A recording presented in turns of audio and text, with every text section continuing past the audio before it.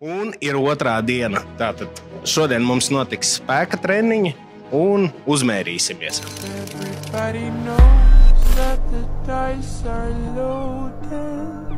Everybody rolls. Tātad kopsavilkums par otro dienu. Visgrūtākais viennozīmīgi ir pareizi ēst. Un tas ir visgrūtākais. Es ēdu galīgi nepareizi, un tagad man pat ir no rītiem jāēd, ko es nekad nedarīju. Tātad mēs ēdam kārtīgas pusdienas, un vēl pirms treniņa kārtīgi paēdam launagā. Un trenēties nemaz nav tik grūti. Grūtākais būs tomēr noturēties un ēst pareizi.